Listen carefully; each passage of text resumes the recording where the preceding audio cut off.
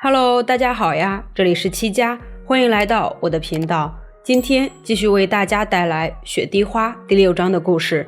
上一章我们说到，秀浩在宿舍里被李康武带来的武装部队包围，为了逃脱升天，秀浩拿枪挟持了英路，以此要求李康武的人退下。李康武为了保护人质的安全，只好答应，并且留下来做了人质。秀浩把学生们都集中到2楼，汉娜向安局长请求支援，安局长则下令首要任务是保证英路的安全，紧跟着向殷部长报告宿舍被劫持了。殷部长得知英路被困后，竟然不是很着急，他的关注重点反而是尽量不要声张，悄悄地处理完这件事儿。宿舍里，英路帮李康武处理伤口的时候，李康武请他帮忙藏了把镊子在袖子里。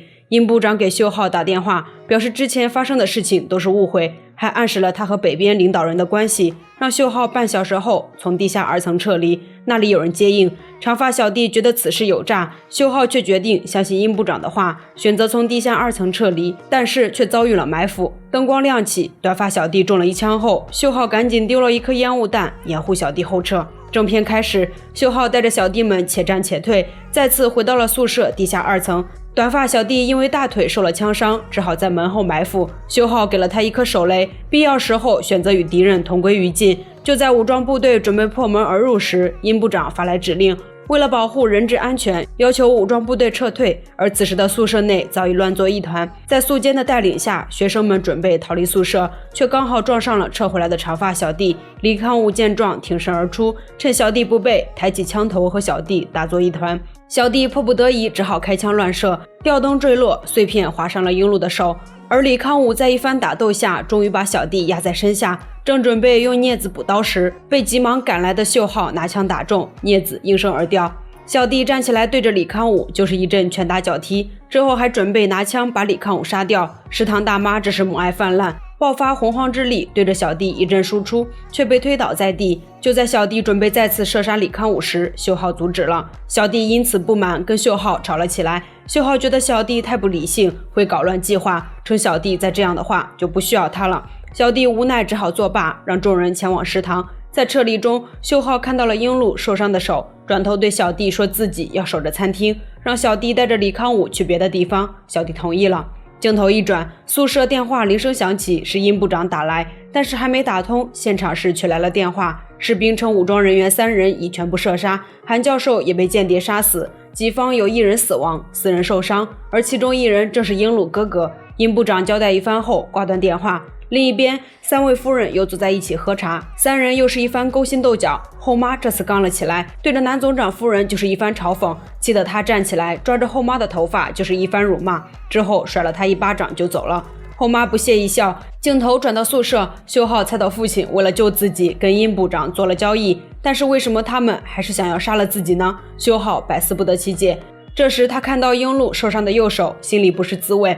英路抬头与他对视，两人正沉默着。小弟回来了，说要拿药箱去药房门口救短发小弟，秀浩制止了他，让英路拿着药箱跟自己走，表示这么好的机会，当然要在英路面前刷刷好感。英路将药箱拿到药房后准备离开，却被秀浩制止。秀浩让他等着，然后帮小弟包扎伤口。包扎完后，牵着英路离开房间。两人坐在大厅的椅子上，秀浩准备帮英路包扎伤口，英路却非常抗拒，甩开了秀浩的手。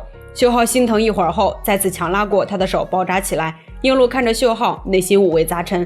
沉默一会儿后，开口对秀浩说，要是他对他还有一丁点歉意的话，就把人放了吧。秀浩也沉默了。之后他对英路说，明早他会要求对方提供能治疗小弟的医生，而交换条件就是把英路放出去，就当作报答他之前几天对自己的照顾。两人之间就是划清界限。英路听此非常伤心地离开了。回到食堂，众人看到英路的伤口被包扎，开始窃窃私语起来。英路见此，痛苦地蹲在地上。另一边，殷部长再次打来电话，这次秀浩接了起来，他要求殷部长把电话递给下令射杀自己的小子。南总长听到这里激动起来，跟殷部长抢夺电话要教训对方，还称殷部长为了救女儿公私不分。殷部长听到这儿，赶紧捂着电话，让他冷静点，反应过来自己说错话的南总长这才安静下来。殷部长接着向秀浩解释，称是因为两军在海上交火，有人因此脑子短路，自己也没办法。之后还保证会安全将秀浩他们送回北部。秀浩怀疑自己是被国家抛弃，称自己如果跑不了的话一定会自爆，到时候整个宿舍的人都会为自己陪葬，然后就挂断了电话。殷部长听完一阵头大，秀浩回想起父亲之前对自己说过的话，陷入了沉思。而此时宿舍里的众人也是人心惶惶，学生会长一边撞墙一边喊着妈妈，竟然是又梦游了。舍监连忙上前抱着学生会长坐下，而芬玉听到妈妈这两个字，也想起了自己生病的母亲，不禁潸然泪下。另一边，英露一个人蹲坐在地，心里想着的大概也只有秀浩了。隔天一早，秀浩爸因为秀浩没能把钱带回来，没有完成首领的任务，被人一阵威胁，看来又要有不好的事情发生。而此时的长发小弟也因为任务失败，觉得自己一定跑不掉了，想要将人质全部射杀再自爆。秀浩称离失败还早，还有机会，现在自爆只是白白牺牲，但是小弟却不这么认为，觉得现在就是为国献身的时候，将人质射杀之后再自爆是光荣的，而不是白白牺牲。两人因此吵了起来。芬玉看到他们注意力不在这边，找上英露，称这一切都是因为英露，让英露负责。静明在旁边帮忙说话，说英露也是被骗了，大家都不知道秀浩是间谍。芬玉却得势不饶人，称207宿舍的人都是共犯，让他闭嘴。慧玲称自己对英露也很生气，几人吵了起来。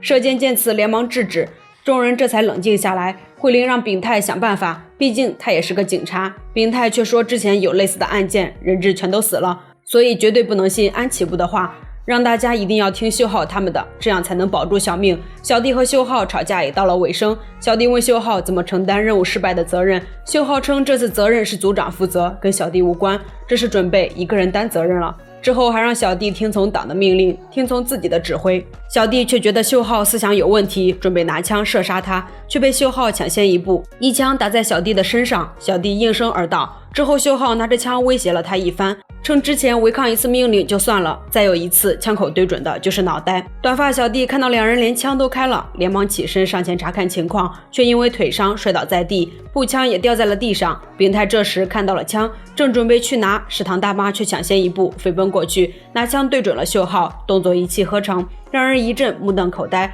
然而他的手却连扳机都没放上，害得秀浩也是惊掉一身冷汗。之后食堂大妈拿枪胡乱指了几人，俨然是失了智的模样。食堂大爷连忙把人拉走，画面一转，殷部长接到电话，秀浩让殷部长送医生进来，先是20分钟，但是这个时间想从医院叫来医生是不可能的。南总长只好叫来江清雅，让他进去假装治疗间谍，用针把他们解决掉。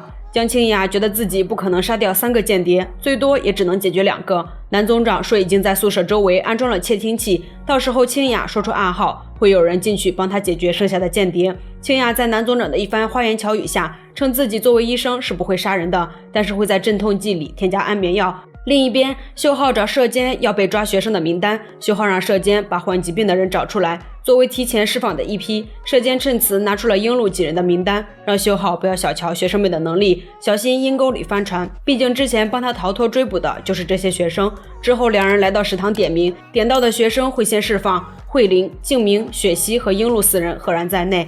芬玉见此非常不满，站起来表示抗议。英露本身就很愧疚，听到这里他决定留下来。静明也表示自己要留下。之后芬玉表示公平起见，选用抓阄的方式决定释放人选，众人拍手称好。秀浩见此非常气愤，拿出最后一份要释放的名单，赫然是芬玉的。芬玉见此非常后悔，秀浩将芬玉的名单撕掉，并告诉他之后他也没机会被释放了。而此时的李康武被单独关押，他利用敲击声发出信息，信息被破译出来，说人质现在应该在食堂。汉娜将清雅叫出，他想让清雅把枪装到医疗箱里带进去交给李康武，清雅同意了。之后两人在护送下进入了宿舍楼，小弟让两人抱头站在一旁，对医疗箱一番搜查后没发现问题，之后就将两人放了进去。进去之后，汉娜就是一番大吼，以此来寻找李康武，小弟连忙制止了他。之后几人来到食堂，清雅开始进行治疗。镜头一转，后妈给道士打去电话，道士称如果想让他家里那位坐上龙椅，需要13个祭品，也就是13个人。之后后妈挂断了电话。宿舍食堂，秀浩开始点名，让点到的人离开。这时一个女同学突然发病，喘不上气来，舍监见此连忙对秀浩说要先送她出去。